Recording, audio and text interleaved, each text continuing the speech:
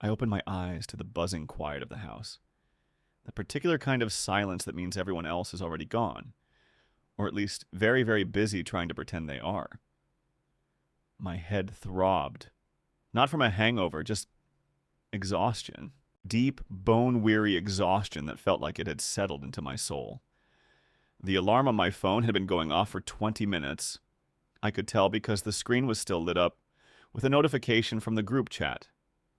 "Where are you, Daniel?" "We are waiting." All caps. From Chloe, of course. Another text, this one from my mom. "Are you okay, honey?"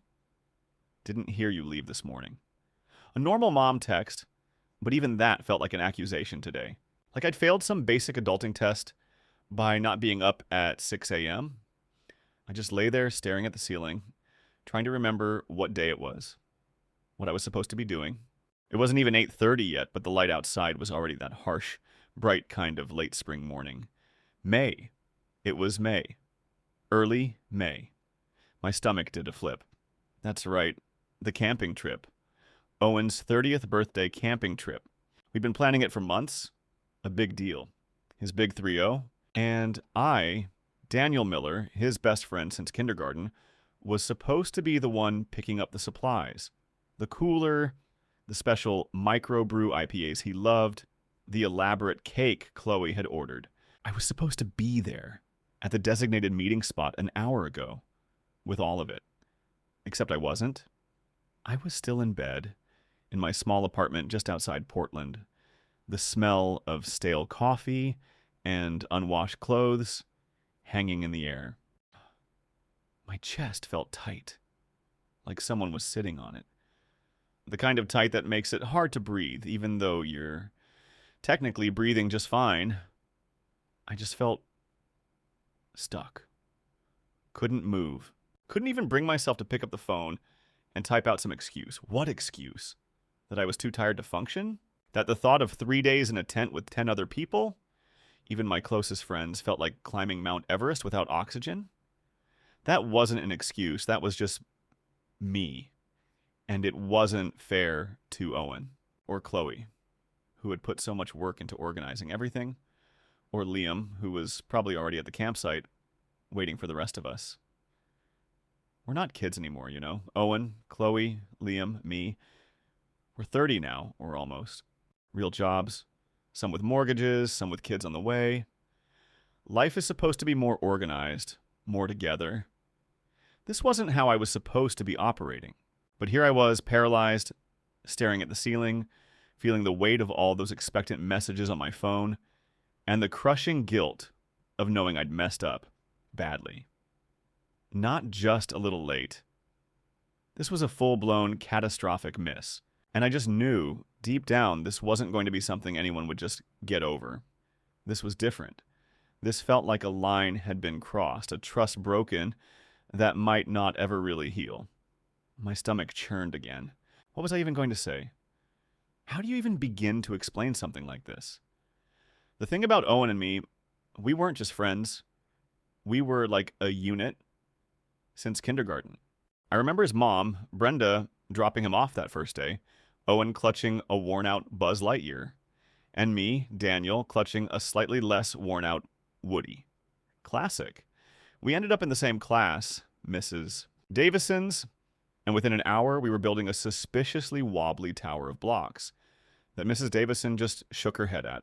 We were inseparable through elementary school, through the awkward middle school years with braces and questionable haircuts, through high school football, where I was a decent wide receiver and he was our star quarterback.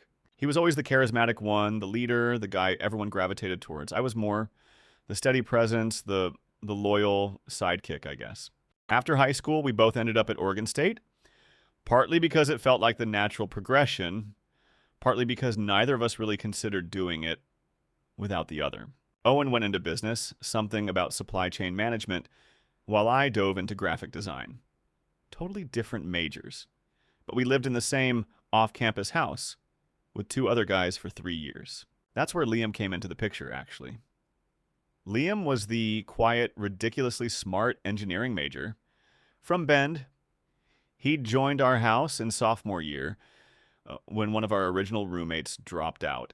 He was exactly what we needed, the grounding force to Owen's boundless energy and my sometimes too anxious nature.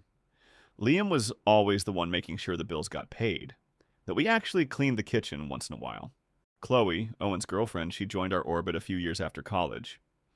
Owen met her through work, actually, at some industry conference in Seattle. She was a marketing specialist, sharp as a tack, and just as outgoing as Owen. They were a perfect match, honestly. Both of them big personalities, always planning the next big thing, always surrounded by people. I remember the first time I met her properly at some brewery in the Pearl District back in 2018. Owen had been raving about her for weeks, and I was bracing myself for some super intense, competitive type. But Chloe was cool. She was genuinely funny, genuinely kind, and she just fit right in with our messy, established dynamic. She took charge of social events, which was great because, frankly, Owen and I were terrible at it. Liam was better, but even he got overwhelmed by the logistics of getting 10 people to agree on dinner. Chloe just made it happen. Life settled into this rhythm. Owen and Chloe, always the power couple, hosting game nights at their place in Goose Hollow. Liam, still the organized one, but with a dry wit that would sneak up on you, always making sure we had the right board games. And me, Daniel, the one who'd usually bring the obscure craft beers or some new experimental dessert. We had our regular Tuesday night trivia at the Lucky Lab, our annual summer camping trip to the Gorge, our Friendsgiving. It was good. It was comforting, predictable in the best way. Looking back, I wonder if I missed things. Little things, you know? Like Owen always being the one to decide what we did, where we went. It was subtle because he was good at making you think you had a choice, but ultimately, it was his vision. And I was fine with that, mostly. He was usually right, and I didn't mind not having to make the decisions. But sometimes, a tiny flicker of annoyance would spark. Like when I'd suggest a quiet night in, and he'd already made plans for us to go out to some noisy bar. Nothing major, just a fleeting thought. Or Chloe. Her organizational skills, which I genuinely appreciated, sometimes felt a little intense. Like that time she meticulously color-coded our entire camping gear checklist, down to specific brands of bug spray. Or when she sent out a Google Calendar invite for my own birthday dinner, with an RSVP deadline. Again, nothing to really complain about. Just small moments where I felt a little bit of my autonomy gently nudged aside. It wasn't malicious, not at all. It was just their way. And I, being me, just went along with it. It was easier. It kept the peace. It kept the comfortable rhythm going. I figured everyone had their quirks, and these were theirs. Little did I know, these tiny cracks, these overlooked patterns, were slowly but surely building towards something I was completely unprepared for. Something that would eventually split everything wide open. The rhythm, as I called it, started to feel less comforting and more like a cage, slowly, almost imperceptibly getting smaller. It wasn't a sudden thing, more like a drip, drip, drip of small changes that by themselves you could shrug off. But strung together, they started to form a pattern I couldn't ignore, even if I tried to rationalize it away. First incident, probably a year and a half ago.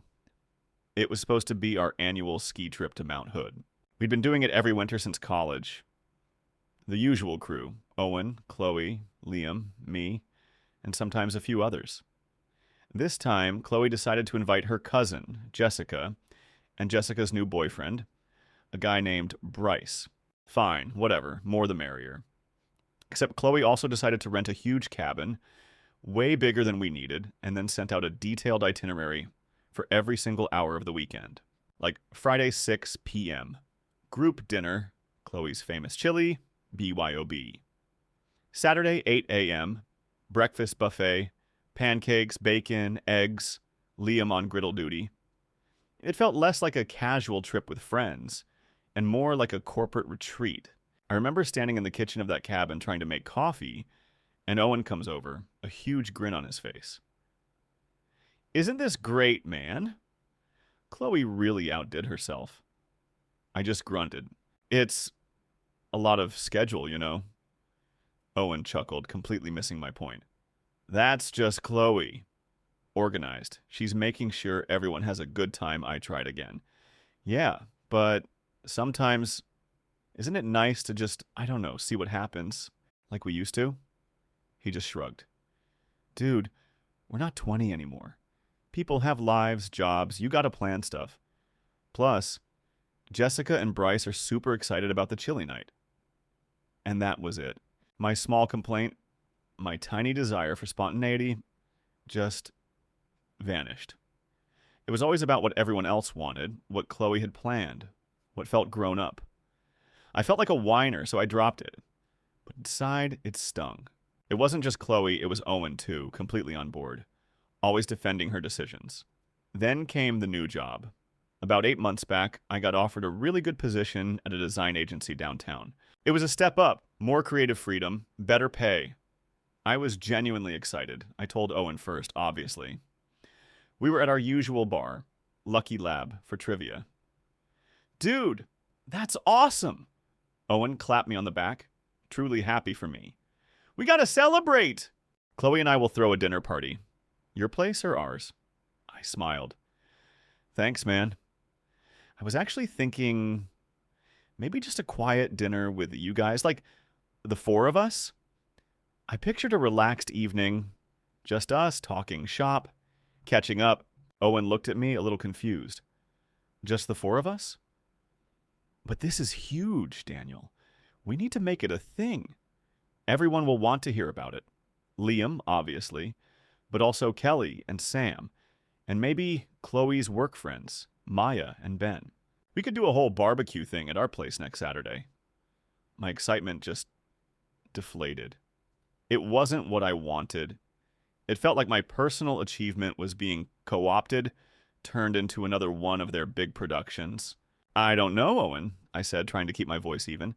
"I just started. I'm pretty swamped. And honestly, I just really appreciate a low-key night."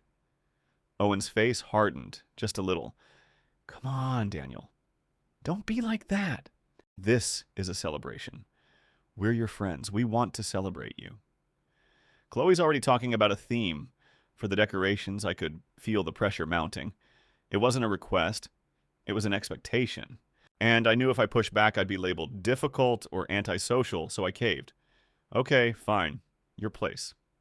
Next Saturday, the party was fine. Everyone was nice.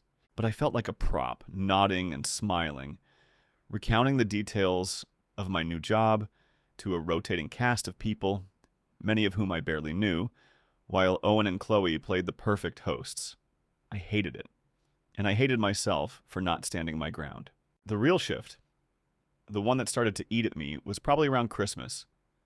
My mom, Janet, she'd been having some health issues. Nothing critical, but enough that she needed a little more help around the house, more rides to appointments. I was doing a lot of that. It cut into my free time, which I already didn't have much of with the new job. The annual Secret Santa party was coming up, usually a big blowout at Owen and Chloe's place. Chloe, of course, was organizing it. She sent out an email subject line: "Xmas Extravaganza, Gift Exchange, and White Elephant Mayhem." The email listed strict rules.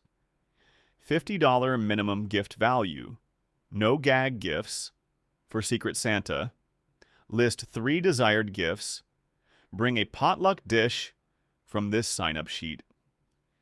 It was exhausting just reading it. I was already feeling overwhelmed. I called Chloe. "Hey, Chloe!" About the party. "I don't know if I can make it this year." There was a pause, a long, cold pause. "What? Daniel, you can't be serious. It's our annual tradition." "What happened?" "My mom, she's not doing great. I've been spending a lot of time with her. And frankly, I'm just wiped.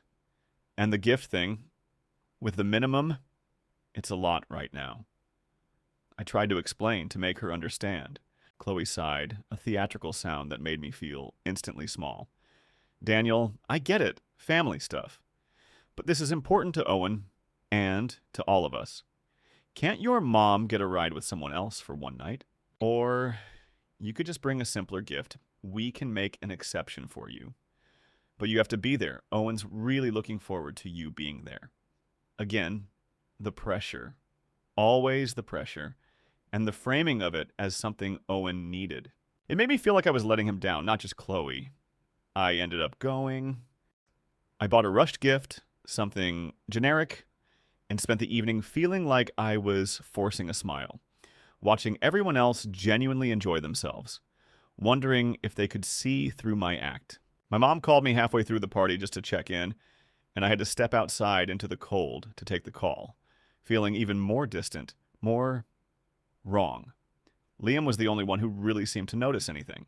One night, a couple of months ago, we were grabbing a beer after work, just us two, which was becoming increasingly rare. You okay, man? Liam asked, swirling his IPA. You seem quiet. More than usual, I hesitated. Yeah, I'm fine. Just tired. Works a lot. And Mom Liam just looked at me. It's not just that, is it? You seem less enthusiastic about group stuff. I finally just let it out a little. It feels like it's always on their terms, you know? Like, if I don't participate exactly the way they want, then I'm the problem. I'm the one letting everyone down. Liam nodded slowly. I get it. Chloe can be a lot. And Owen, he just goes along with whatever she says. It's hard to push back without feeling like you're ruining things.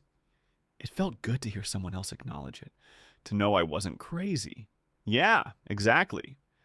Like, I love them, man. But sometimes I just need a break, a real break.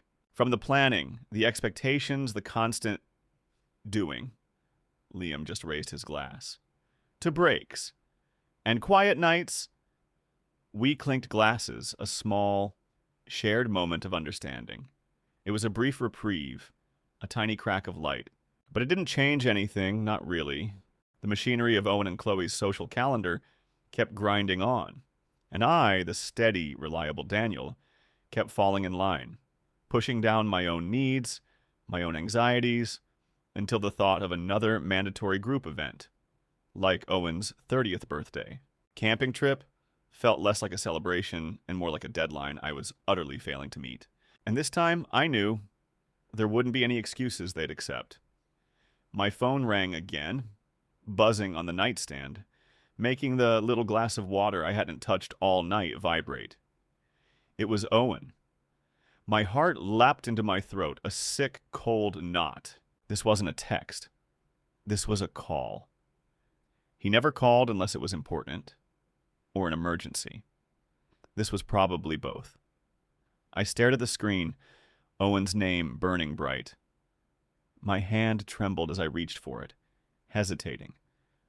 What could I even say? Sorry, I overslept again for your huge 30th birthday trip that I helped plan and didn't even bother to text you. That sounded awful because it was. My throat was suddenly dry, like sandpaper. I took a deep, shaky breath. And finally, after what felt like an eternity, answered. Hello? My voice came out raspy, completely unlike my own. Daniel? Dude, where the hell are you? Owen's voice, usually booming and jovial, was tight, strained. I could hear other voices in the background, muffled, probably Chloe's. We were supposed to meet at the Fred Meyer on Hawthorne, right by the loading docks, where the big rented cooler was waiting. I pictured them there, standing around, looking at the time, then at each other, then back at their phones. Owen, I'm so sorry. I messed up. I just woke up. The words felt pathetically weak, even to me. A beat of silence. Then, Chloe's voice sharp and clear in the background. He just woke up. Are you kidding me? Owen ignored her, or tried to.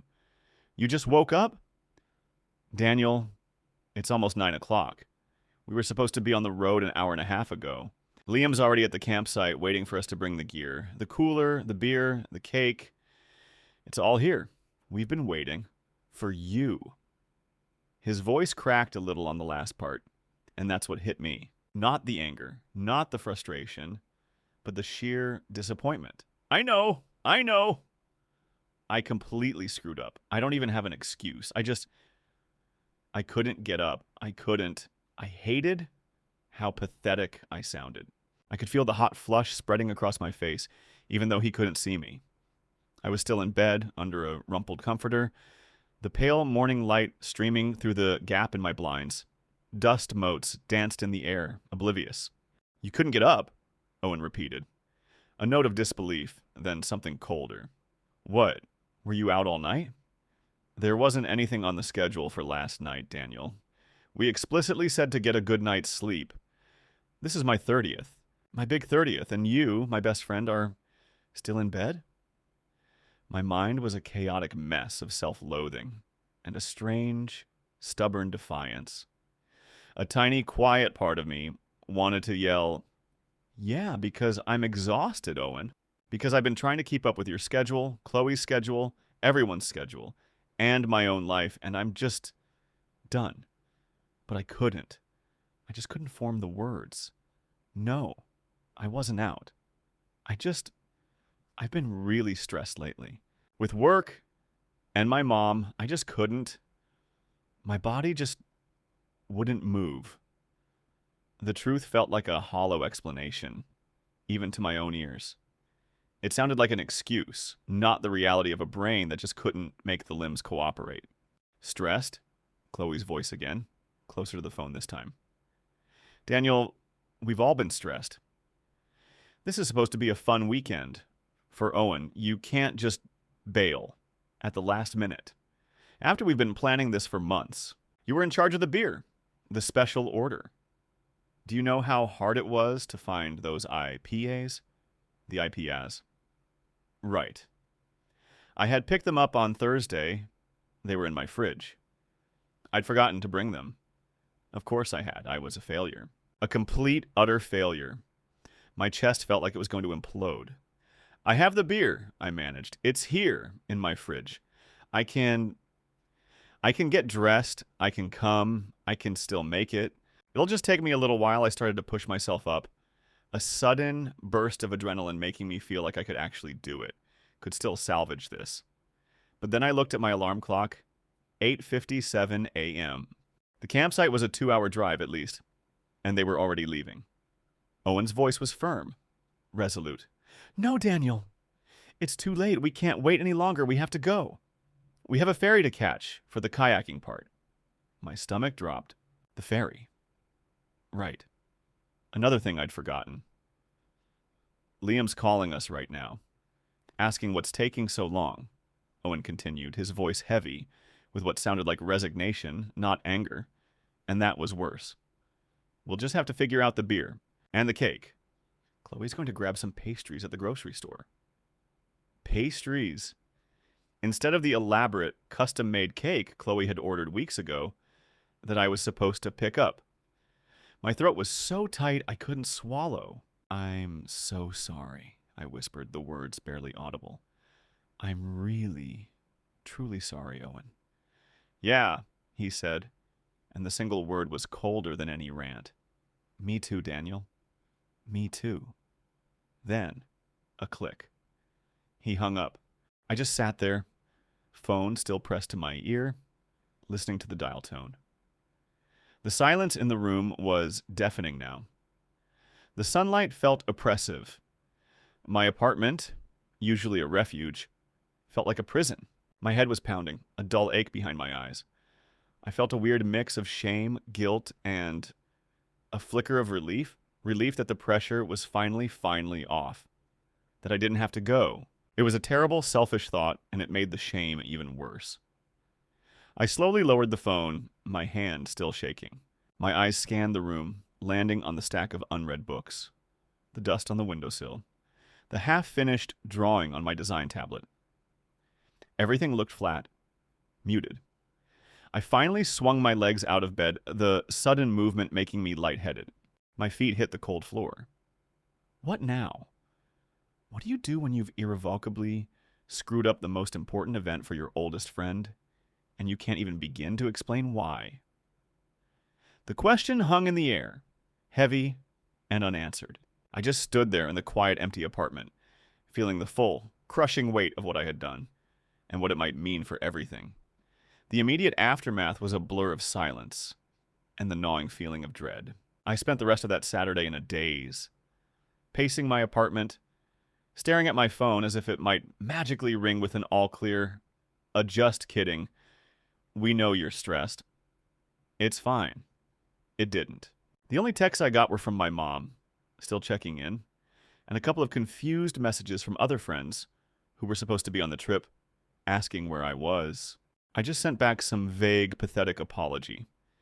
Emergency came up, couldn't make it. So sorry.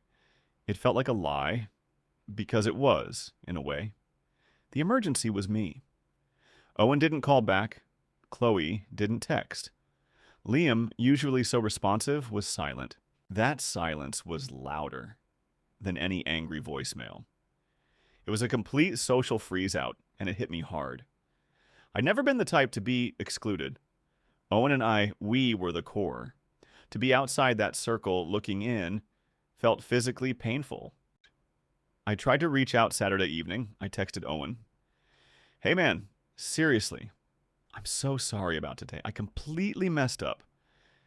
Can we talk when you're back? No response. I texted Chloe a similar apology, trying to explain the stress, the overwhelm. Nothing. Then Liam. Liam, everything okay? I feel terrible about this. Hope Owen had a good birthday anyway. After an hour, he finally replied. It was fine. Owen was really disappointed, man. Really disappointed. We all were. I don't know what to tell you. That was it. No comfort, no softening of the blow. Just cold, hard truth. The next few weeks were pure chaos, though mostly internal. Socially, I was a ghost. Our group chat, which usually buzzed with memes and plans, went dead silent for me. I could see messages from other people, but nobody replied to my attempts to interact. It was like I had been muted. Friends who had been invited on the trip but couldn't make it started asking me questions. Careful, hesitant, clearly having heard something. Hey, Daniel. Heard you missed Owen's trip. Everything all right? I just mumbled vague responses, feeling my face burn. Financially, it was a minor blow. I'd already paid my share for the cabin, the supplies, the beer I now had sitting in my fridge. No refunds, obviously, but that was nothing compared to the emotional cost. My work performance started to suffer. I'd sit at my desk, staring at my screen, mind completely blank, replaying Owen's disappointed voice, Chloe's sharp words. My creative spark, which was my livelihood, felt completely extinguished. My boss, Rachel, noticed. She called me into her office one afternoon. Daniel, she said, her voice gentle, you've been off lately. Everything okay at home? I just shook my head. Kind of. Just some personal stuff. My mom's health, a bit of a falling out with friends. She nodded, understanding. Look, I get it. Life happens. But we've got deadlines, Daniel. You're usually so on top of things. Just let me know if you need to take a day or two, or if you want to talk to someone. We have an EAP program. I thanked her, but I didn't take her up on it. The thought of talking about all this felt too overwhelming. A week later, I decided I couldn't just let it fester. I drove to Owen and Chloe's place. It was a Tuesday evening, their usual game night. I parked down the street, my hands clammy on the steering wheel. I saw lights on inside, heard faint laughter. I walked up to the door, took a deep breath, and knocked. Chloe opened it. Her face, usually so warm and welcoming, was completely blank when she saw me. Daniel. Hey, Chloe. Is Owen home? Can I talk to him? She hesitated, glancing over her shoulder. I could see Liam sitting at the table, board game pieces scattered in front of him. He quickly looked down. Owen's busy right now, Chloe said, her voice flat. We're in the middle of a game. I really need to talk to him. To both of you. I want to explain. She sighed, a familiar, exasperated sound. Daniel, what is there to explain? You stood us up. You ruined Owen's birthday. We picked up the slack. We made it work. But it wasn't the same. And honestly, Owen's really hurt. We all are, I know, and I'm so sorry. That's what I want to talk about. Owen appeared behind Chloe, his face grim. It's fine, Chloe. Let him say his piece. He stepped forward, his arms crossed. He looked tired, older than 30. Owen, man, I am so sorry. I'm not sure what to even say. I was just overwhelmed, stressed. It wasn't about you or the trip. It was me. I just hit a wall. I couldn't function. I know it sounds like a bad excuse, but it's the truth. I tried to meet his eyes, but he kept looking over my shoulder. He just nodded slowly. A wall. Right. So your wall was more important than my 30th birthday trip that you helped plan, that everyone showed up for, except you. The guy I've known since kindergarten. His voice was low, cutting. You know, we rely on you, Daniel. We count on you. And you just didn't show up. Without even a heads up until we called you. I know. That's the worst part. I feel terrible about it.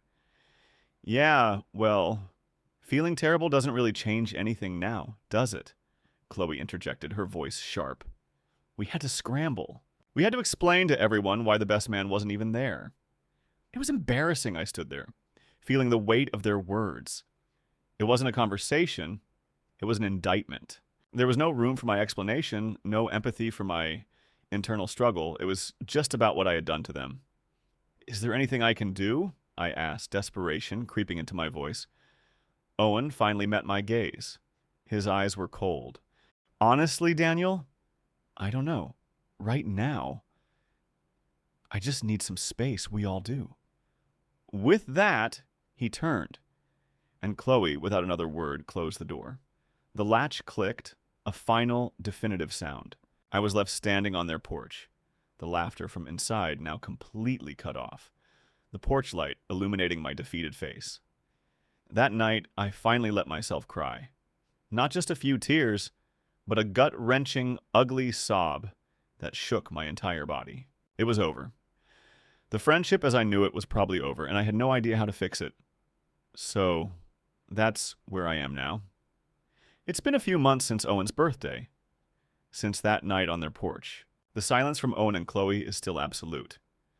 I haven't heard from them, not a call, not a text, nothing. Liam still responds to my texts, but it's short, to the point. No friendly banter, no plans to grab a beer, just politeness. I'm out of the group chat entirely. It's like I never existed. It sucks. It really, really sucks. I lost my best friends, my entire social circle, over missing one birthday trip, one single event after decades of friendship. And yeah, I understand why they're mad. I do. I truly do. From their perspective, I was flaky, unreliable, selfish. I totally dropped the ball on something important to Owen. I get it, but it still feels so absolute. Like there was no room for error, no room for me to be struggling, no room for anything but perfect adherence to their plans. What I learned, man, it's not some profound, life-altering wisdom. Just that sometimes you hit a point where you just can't fake it anymore. You can't keep smiling and going along and pretending everything is fine when it's not. My blind spot was thinking they'd understand that our history was strong enough to absorb a mistake. Even a big one. I was wrong.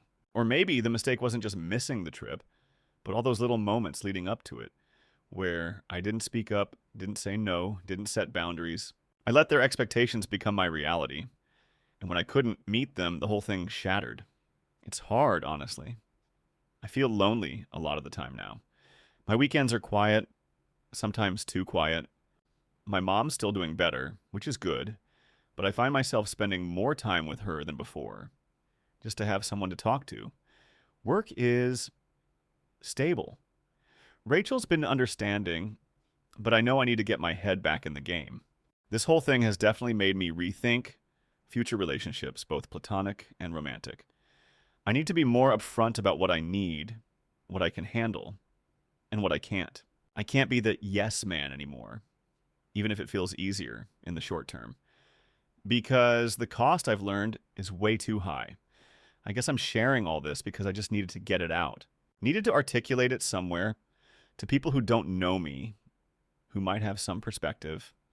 It's hard to talk about this with anyone in real life because everyone knows Owen and Chloe. And in their version of the story, I'm probably the villain. So here's my open question, I guess.